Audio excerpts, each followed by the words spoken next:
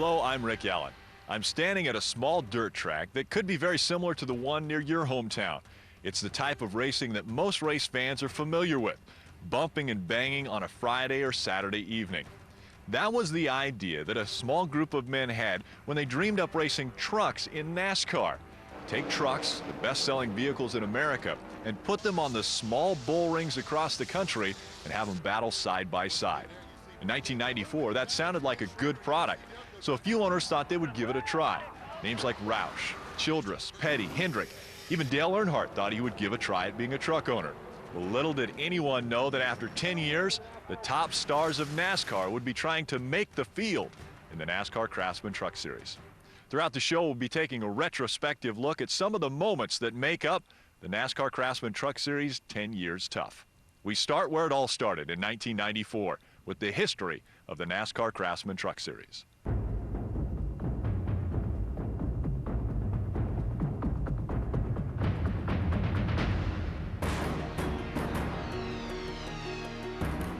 It really came down to a group of guys from the West Coast who felt like that this was something that could work. Came and sat down with Bill France.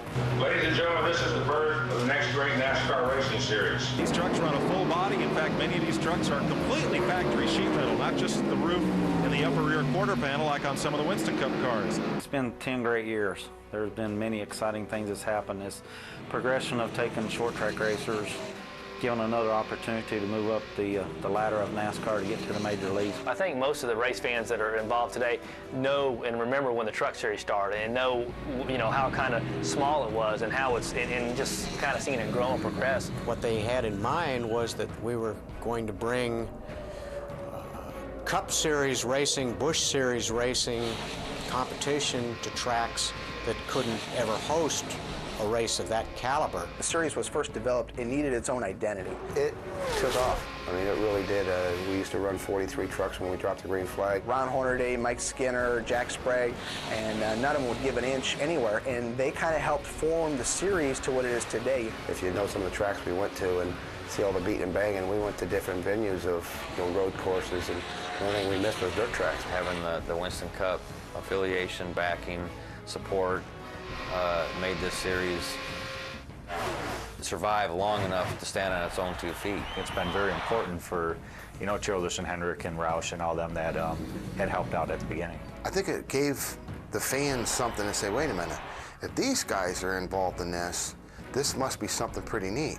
I think what even put the icing on that was the fact that we had Mark Martin over there, we had Kenny Schrader, and there was a couple races, we had 10 Cup guys in the race, When they came over and raced with us, we outran those guys a lot of times, and I think that built our careers, and it helped the Truck Series as well. I think maybe the first 7 or 8 years was a good growing period, and this last 1 or 2 has just been unbelievable the way the series has grown. With manufacturers stepping up their programs and the way they become involved. You had drivers that came in, won championships. You got drivers that come in and show off some. They go to Cup rides, and people see that. And it's like, okay, this is an avenue that people can travel to get other places, and because people are watching the Truck Series. While it has become a great, mature national series for NASCAR and created a lot of great opportunity for people to be involved in, I think we've just scratched the surface.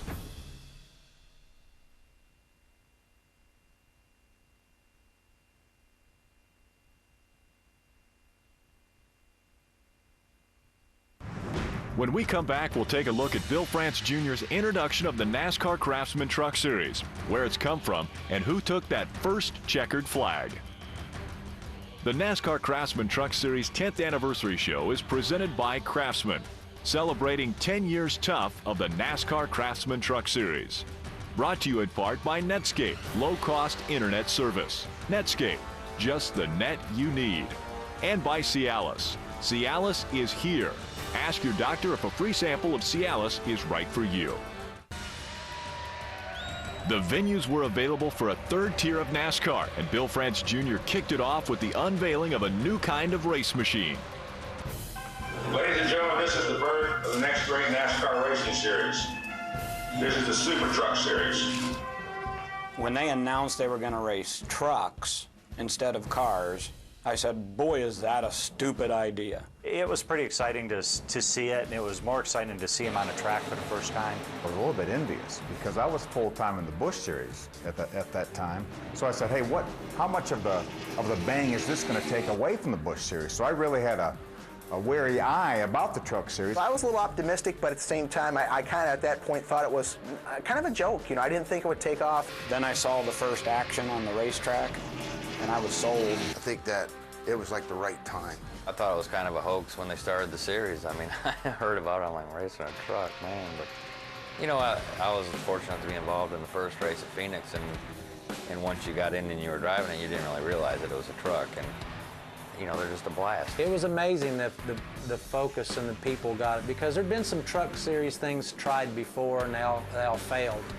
And I knew right then when people like Richard and with the backing of GM Goodwrench and all the other manufacturers and the big sponsors that came into it, I knew it was going to be a success. When it became clear to us that the Truck Series races were some of the most exciting races that NASCAR puts together, and the competitors and the drivers and the racetracks that they race on create such an interesting event.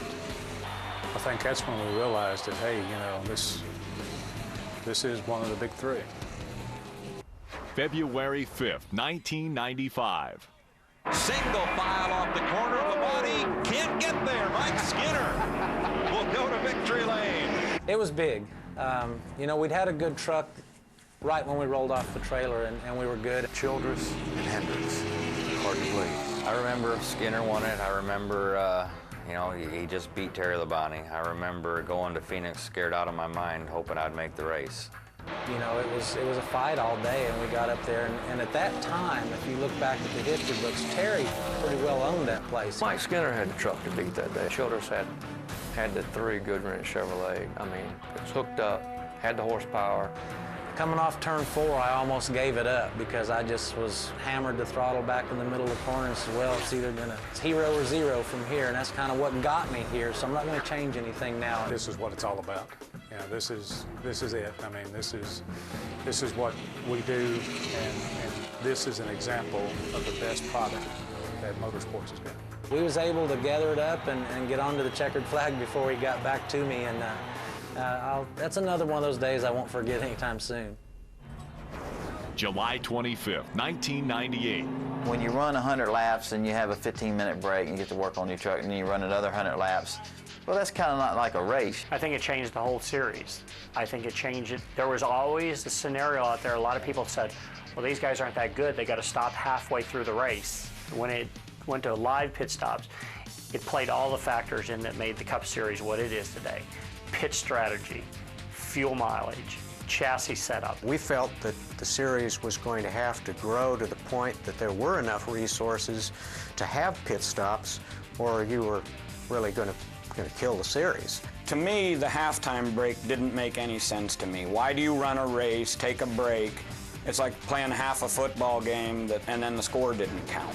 That was big, you know, that solidified our teams as far as a full race team. It really changed us around to get all these guys going over the wall in between that 15, 20 seconds that we do now, so it's really changed our series. You know, in my mind, that was a turning point of NASCAR truck racing because the people paid attention to it. We started out with 5 crew members across the wall, changing only 2 tires per caution is all you could do, which put a lot of strategy into it. I think definitely getting rid of the halftime breaks was a positive. That made it look like not a joke. In the early years of the series, we had a number of races that Ron Hornaday and Mike Skinner led from flag to flag. No lead changes, and there have not been any races even close to that since we went to pit stop. So on the day that they made that decision, they legitimized this series to say, we have pit stops, we run the whole race, and the whole race matters. Up next, the beginning of greatness for Kurt Busch and 2 champions who have taken rivalry to the next level. Last year's Nextel Cup Series champion Kurt Busch won 4 races as a rookie for Roush Racing in 2000. Roush Racing has really had a stranglehold on the series right from the inception, and it's been really fun for me to watch all the different drivers that have come through their program. From the trees of Milwaukee, there has emerged a Busch. Kurt Busch, winner of his first ever NASCAR Craftsman Truck Series race. I mean, as a rookie, you don't try to go for any specific stat except just to survive and get the checkered flag at the end of the day. And I had a great team behind me, and it was cool to be able to win 4 races like we did. That accomplishment was the biggest thorn in my side. I used to think, man, I've got to win more races than Kurt Busch. I always look at records as they're meant to be broken. And when you have a guy that's got a chance to do it, you're almost there rooting with him to try to do it and try to tie the record or even break it. We won 3, and I wanted to win that 4th one so badly. Even though I wasn't competing against Kurt on the racetrack, I mean, I thought about him every day and thought, man, you know, we need to win more races than him. I think a lot of people started going, hey, check this guy out. He's the real deal. Las Vegas guy. You know, as a Las Vegas guy, it was like, hey, maybe there are a few guys in Vegas that can do this deal. It gave me a little bit of momentum to try to keep doing it. Here comes Kurt Busch to the start-finish line, 2nd straight win in the NASCAR Craftsman Truck Series. We've never seen anybody adapt to a racetrack as quickly as Kurt Busch. So obviously, for him to adapt as well as he did, to win 4 races, 2 in a row, back-to-back, was an incredible feat. And obviously, Jack Roush saw something in Kurt Busch, and obviously, within the last few months, it was certainly justified. In 1998, the Truck Series was defined by Jack Sprague and Ron Hornaday. Here comes Sprague to the inside. He's trying to take the lead, and he does take the lead. He gets past Hornaday. He takes the race lead. Hornaday and Sprague are the nameplates of this series. 2 extremely hardcore racers. I mean, 2 of the very best there is. Jack Sprague's a great racer. Ron Hornaday is. They'll fight to the bitter end. It made you watch a truck series because you were interested in what's Sprague and Hornaday going to do? Are they going to wreck each other? Who's going to win? Who's going to outdo each other? Coming down to the last race, if he won the race and I finished 3rd, he won, or vice versa. If I won and he finished 2nd, I won. Here they were throughout that race, literally racing fender to fender, nose to tailgate, and coming down to the final lap. I think that's such a significant moment in the history of this deal because until the last laps of the last race of the year, we had no idea who was going to win a championship. It was so close. It comes down to 3 points. That's everything you want as a viewer. To see that at the end of the season is to let you know we're fierce competitors. But at the end of the day, we also have to have a lot more respect for each other than other sports.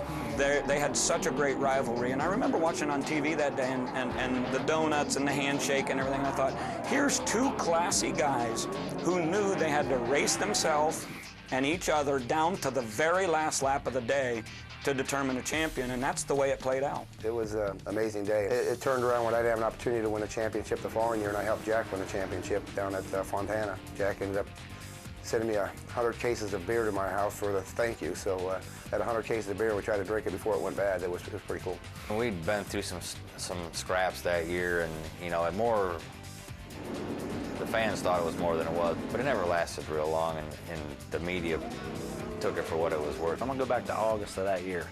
Jack Sprague and Ron Hornaday, it's always been classified as the white glove incident, where at IRP, they both got together, they raced hard, they beat and they banged. The story at IRP where you saw the white gloves turn into Ron, you know, and everybody said, look at Jack, he did it intentionally. It was the series highlight. It was why everybody watched. Here comes Sprague to the inside. He's trying to take the lead, and he does take the lead. He gets past Hornaday. He takes the race lead. You come to the last race of the season, and the 2 guys that are probably the most feared enemies of each other, when they crawl inside that truck. We had another plan at the end of that race, what we were going to do, and we did it by pulling our trucks together and stood on the back. That gives me chills. It was a cool day. It was one of my last races. Without those guys that didn't really dig and fight and scratch and claw to make that image the trucks have, which are, you know, tough trucks, tough drivers, you know, without those guys, we never would have that rough and tough image that Craftsman wants. It just goes to show you how much of a family sport it is. Hey, you know, we're all tough competitors. And to see two guys that are just so hard of competitors, they have a rivalry that's been going since the Truck Series started, and to see them get on their back deck lids and do what they do, that says a lot about what's inside their heart. When the end of the season came along, who was the first person to stand there with Jack Sprague and congratulate him was Ron Hornaday. And that's why they're at the top of the all-time wins list, both of those guys. But when they put their hands up together on that deck lid, you just sat there and you said, here's two guys that really like each other, but they really respect each other. When we come back, two of the youngest drivers in NASCAR make their marks in the NASCAR Craftsman Truck Series. Brendan Gaughan wins the O'Reilly 400, his first ever NASCAR Craftsman Truck Series victory. There's no place like Texas. You know, it's the biggest, everything's the best. We're cowboys, the Gaughans, you know. Something about Texas has always just fit my style or me. The fans of Texas love the Truck Series. Every time we go in there, I mean, there's thousands of fans there. Unprecedented. Brendan Gaughan wins for the fourth time across the grass into the checkered flag. I think people don't realize the scope of, you know, what it takes to win 4 races in a row at a place like Texas. How can you win 4 races at the same racetrack, you know, in a consistent fashion? The first time it's easy. You just kind of go, hey, it happened. The second one gets more difficult, but the fourth had to be the most. To see Brendan Gaughan come in here and win 4 straight races is incredible. I don't know if that'll ever be duplicated in the future. He basically owned the place, really, when you get down to it, and to win those races like he did. 4 in a row, nobody's been able to match it. Nobody's streaks are close yet. Brendan says he's still got a streak of 4 in a row coming. He's definitely got the place figured out. In 10 years, the Truck Series has been a stage for all ages. Joe Ruttman wins his second race of the year. Dodge wins at the Pikes Peak International Raceway. It was not a big surprise to me to see Joe Ruttman win that race at Pikes Peak. He had some great pit strategy. And I can remember watching it on TV as an owner because I was racing Cup somewhere.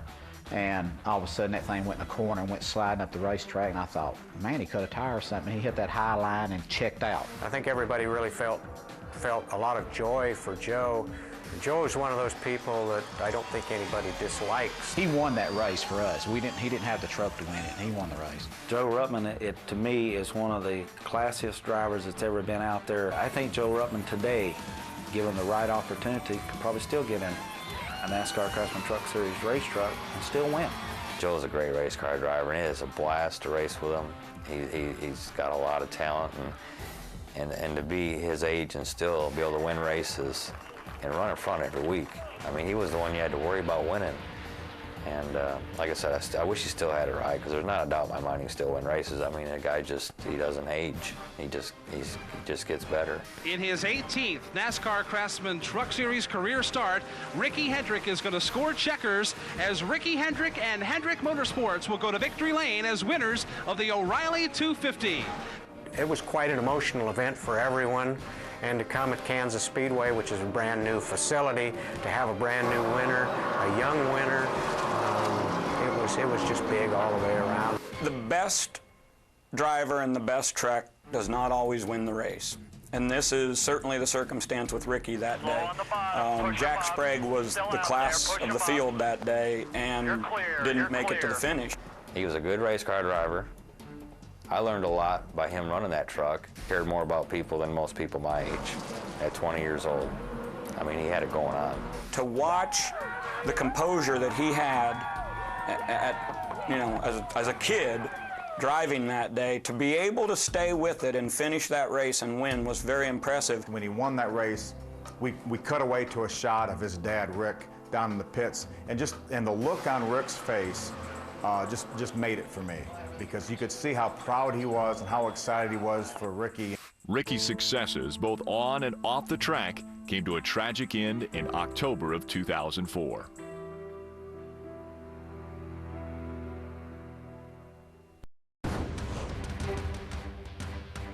Welcome back to 10 Years Tough. There's been a common thread in the Craftsman Truck Series since its inception, and that's been the title sponsor, Craftsman. Since the Super Truck Series presented by Craftsman, all the way to today's NASCAR Craftsman Truck Series, Craftsman has had a strong presence in NASCAR.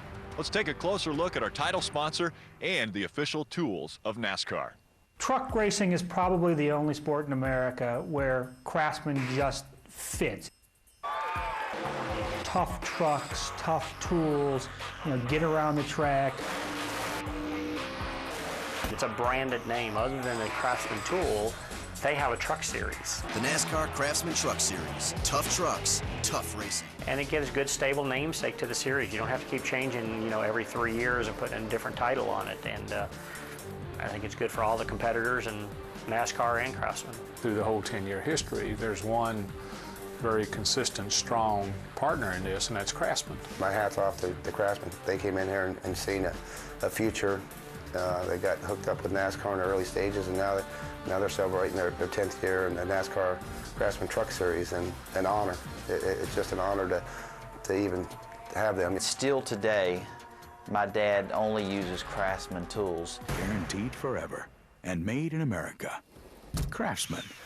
I remember really well the time that we first talked with NASCAR about sponsoring the NASCAR Craftsman Truck Series. We got together with NASCAR actually in a really tiny conference room, and we watched a not very good tape, 13-inch TV VCR of one of the races from the Winter Heat Series.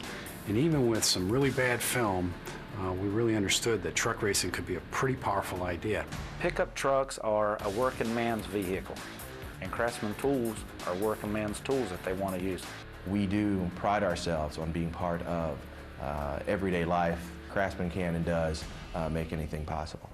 February 18th, 2000. When the NASCAR Craftsman Truck Series announced that they would be coming to Daytona Beach, Florida to be part of Speed Weeks, and I was a driver in the NASCAR Craftsman Truck Series, I couldn't believe I was going to go to Daytona and race on the same racetrack where Richard Petty has won, David Pearson, Jeff Gordon, Dale Earnhardt. Daytona 2000 was a huge shot in the arm. It was the best race of Speed Weeks. There was no doubt. Everybody admits it. They have come home to the birthplace of speed, and the crowd on their feet at Daytona. Round one of the NASCAR Craftsman Truck Series is green. And anytime you can start out around the Daytona 500, a major, that is just the Super Bowl of all of motorsports that there is out there today. I remember that this was our opportunity to connect with fans that really had no knowledge of the NASCAR Craftsman Truck Series. Nobody had ever seen trucks go that fast before on a big speedway, and nobody knew what to expect.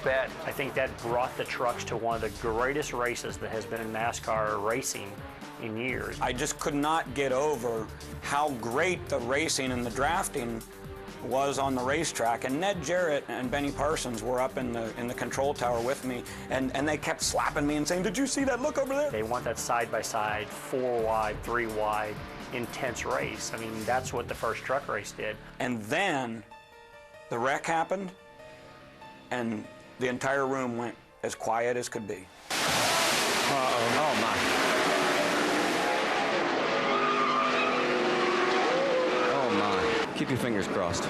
You could literally hear a pin drop, and everyone just put their head down, because we were all sure, we were all convinced that Jeff Bodine had died right in front of our eyes. I can't tell you, it was incredible. Trucks were going everywhere. Truck equipment, parts, tires, wheels, windshields, transmissions. Parts are going everywhere. Trucks are spinning everywhere, smoke everywhere. I went through it, and I think he was upside down and on fire, and I could actually feel the heat inside the truck as I drove through the wreck. And as the fireball continued and the engine rolled down the track and everyone looked, and someone screams out, "He's moving!" It gives me chills right now to think about it, because I stood there and I knew I had watched someone pass away. Parts and pieces was going down pit road, and everybody's okay. God stepped in and said it's not time for Jeff Bodine to leave us yet. The feeling of Jeff being able to walk away from something so spectacular like that just seemed like it wasn't going to stop was a great relief. It's a shame that most people remember that first race for Jeff's accident, because it was such a great race. The trucks put on such a terrific show on a high-speed racetrack. 3 wide through the tri-oval. Pick your favorite and hold on, boys. But we traded the lead so many times in that race, and it was side by side. And here I'm thinking I'm really in good shape. Well, I come to the white flag, and I'm leading the race, and Andy Houston drives around the outside of me and pulls 4 more guys with him. Andy Houston has opened up about 3 truck lengths. He got far enough out in front of us, truck come up behind me, give me a shove. I made the run on the bottom, went to the outside, committed myself, come off of turn 4 and drove by him for the win. Mike Wallace, 2 years in a row, is going to win the first race of the NASCAR Craftsman Truck Series and the inaugural Daytona 250. It was monumental. It set the standard, seriously, for some competitive racing at Daytona. I mean, I remember the racetrack called me, the president of the Speedway, said it was one of the best races they've had in Daytona history. February 13th, 2004. I remember driving to the finish line and seeing all the flash bulbs and watching the flagman waving the checkered flag. It's going to be Carl Edwards winning the Florida Dodge Dealers 250. I remember specifically saying, man, I'm never going to forget what this looks like. And I can picture it right now perfectly. And that's just the neatest moment in my career. One of the real great joys of my job is seeing the special moments in a race, but especially in victory lane, because there's such a sense of accomplishment of what people have done. Well, that is magnified 10 times over at Daytona. Carl Edwards having a great time, Daytona style. Winning a race in Daytona is a huge deal. And I know winning that race for Carl was very special, probably the biggest special moment he'd had in motorsports to that point. I did victory lane with Carl Edwards that day, and as I thought to myself, what a big moment this has to be for a young man who is making a name for himself and making a career. When he handed that trophy to Josh Basinger and said, "This is yours, buddy," I thought he had to be kidding. Josh Basinger is a cool kid, and he's really an inspiration to me. I mean, here's a kid who every day, you know, fights neurofibromatosis. He's just got such a positive outlook in light of his situation. You know, and being around him that weekend and seeing how he buddied up with all my teammates, it just inspired me a little bit, and I felt like that if he wasn't there, I wouldn't have won that race. Carl Edwards is a NASCAR champion, whether he's got the trophy in his hand or not. And what he did for that young man is just phenomenal. Nobody had any dream of giving away a Daytona trophy. You wouldn't give away your Daytona trophy. Nobody would. But Carl Edwards did, and I cried that day because I thought, what a special person to do that. It was awesome. It speaks to Carl's character, and I think in the character of the sport. As big and as special and as extraordinary as that moment is to a race car driver to pull into a victory lane at Daytona International Speedway, I think that's the character of this sport, that, you know, we celebrate hard, we work hard, we live hard, but we have a heart. Stay tuned. 2 veterans put on a show at Atlanta Motor Speedway. Nextel Cup sensation Casey Kane takes 2 in a row last season in the Craftsman Truck Series. It's impressive. It's not surprising. That's pretty incredible. I'm telling you, Casey Kane's unbelievable. What's not impressive about Casey Kane when you get right down to it? For one driver to win a couple of races throughout the season is something that is tough to do today, especially in NASCAR racing. When you have a 100% win rate in any series, when you have more than one event, that's a big deal. Checkered flag will fly as Casey Kane comes across the start-finish line. It is a win in his first ever Craftsman Truck Series start. You don't see very many people that come into this series, their first ever race, and win it, let alone win them back-to-back. And for him to come in and do that, you got to give credit to Casey Kane. He did an awesome job. I think it was impressive that he made a new stat in the NASCAR rule book, but it wasn't surprising to me at all. I think the kid, he's just a good race car driver. I was chasing him as hard as I could, and his truck was just a little faster, and I thought, my God, this is something else. He's going to win 2 in a row. Casey Kane will take the checkered flag for the second time, winning his second career NASCAR Craftsman Truck Series race. 2 starts, 2 wins. It's never been done before in this series. And so I think that makes it really, really special. Nobody's ever done that, so you got to remember now, that's a really good truck, and you got a really talented driver in there. It's just not one person. It was a joint effort. Casey did a great job, but I think we got to remember how good the teams are. Yeah, I mean, that truck, Team ASC Dodge was really good right there. 2 weeks in a row is pretty cool. To have, you know, a new driver come in, a young guy, come in and win back-to-back in both races, I think is something that, you know, the team, for one, should be pretty proud of, and of course, Casey. be really proud of that also. For him to jump in a truck that he'd never been in it before, not only had not been in that truck, he'd never been in a truck of any kind before. It took him about an hour in practice at Darlington to get used to it. And from that point on, he was up on the wheel and hard to beat. March 13th, 2004, Atlanta Motor Speedway. We had dominated that race. I remember that real well. I was thinking to myself, one of these veterans is going to be right there at the end, and then the last couple laps they're running side by side, inches apart the whole time, and I'm thinking, that's Hamilton and Skinner's back. How great is that? We ran up front all day, got to race with Bobby Hamilton, Mike Skinner. I learned more in that race than I probably did all year long from watching those guys race. And those guys were, I mean, going at it. I mean, just, they were racing. It's a great cat and mouse game between these two. So I knew Bobby was equally as hungry and wanted to win that race and didn't really care how he did it. I remember I went into turn 3 with one hand on steering wheel, tightened my belts up. Because Mike's just a hard racer. Nothing would have been intentional about it. He just races that hard. And I said, man, I'm just going to go to the bottom and let him have all outside he can stand. And doggone, he drove it off in there. I mean, he passed us on the outside, made it a good pass. Side by side, here they come there. Quad oval. It's Bobby Hamilton, Mike Skinner, and Bobby Hamilton will win the Easy Care 200. It was pretty impressive. Those guys, door to door and rooting and shoving. I said, I've got to suck the air off of him, and it's going to take us both around, but maybe we can make it to the start-finish line spinning. I remember seeing Mike Skinner's truck starting to turn sideways, but I also remember seeing a smoke roll off the left rear tire. He hadn't even thought about lifting off the throttle, even though his truck was turning sideways. And he went across the line sideways. And when I come down, took the air off of him, it turned him, and he turned back right and hit me.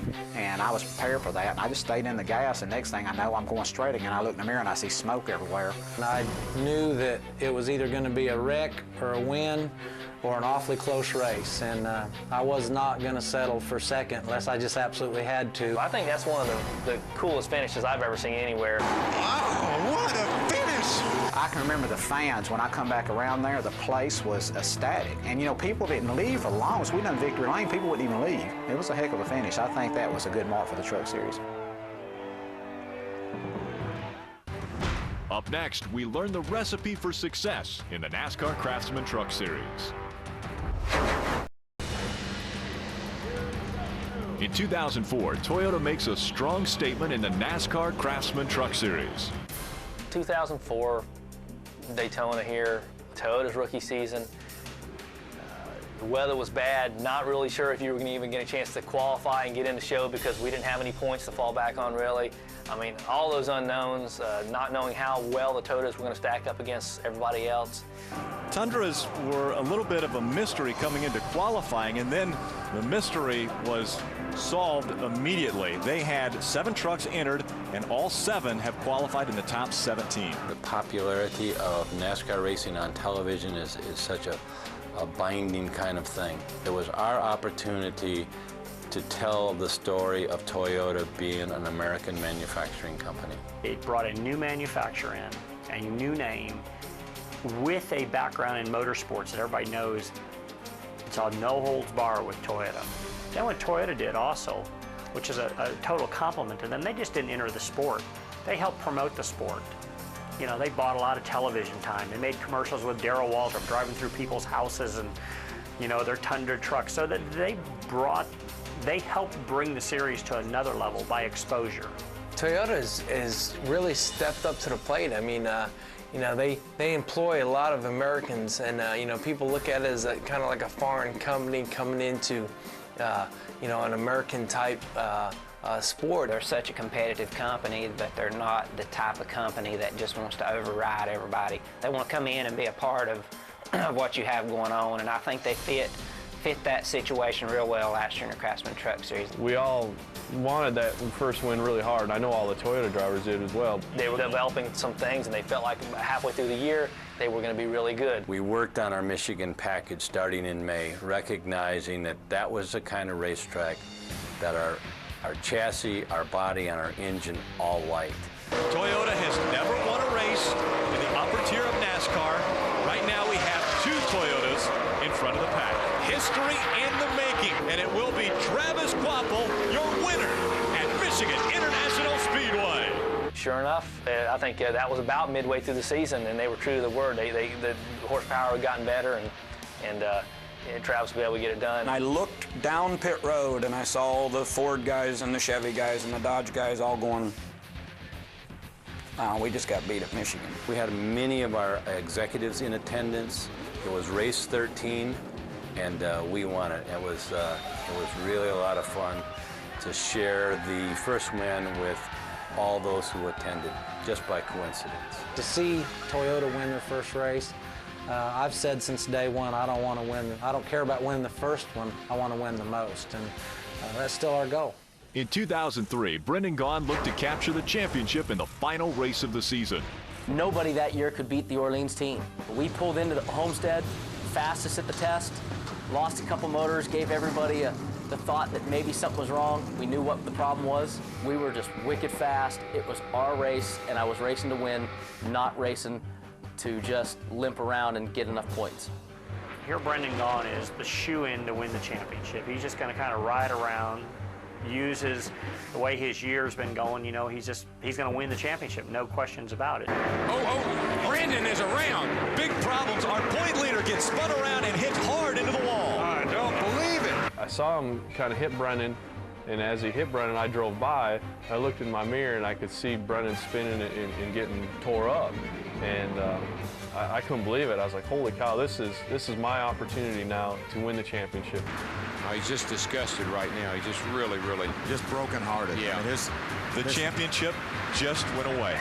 Brendan Gaughan seemingly had won the championship and then was struck down by something.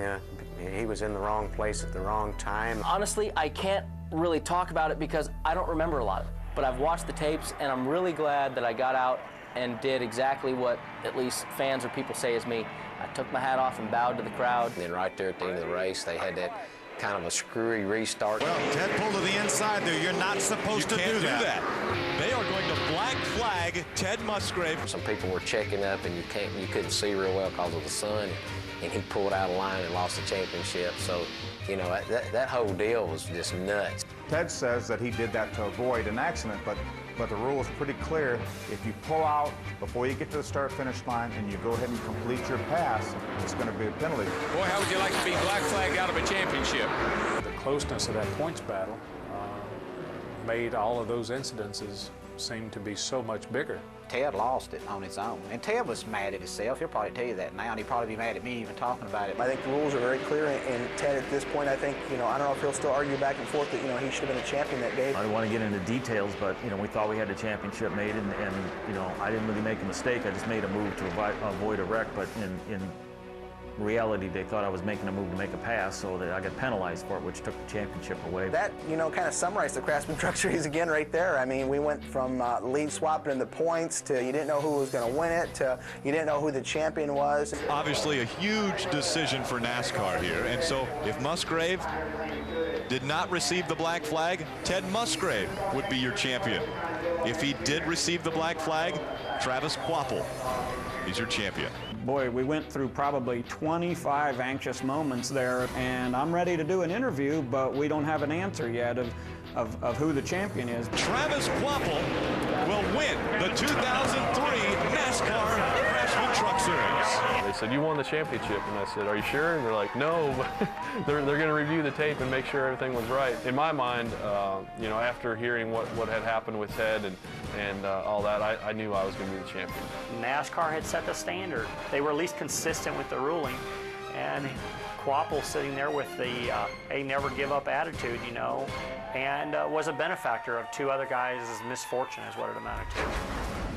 Take the last 10 years, add determination and grit, and you have the 7 champions of the NASCAR Craftsman Truck Series. We know what it takes. It takes drive. Desire. Determination. Focus.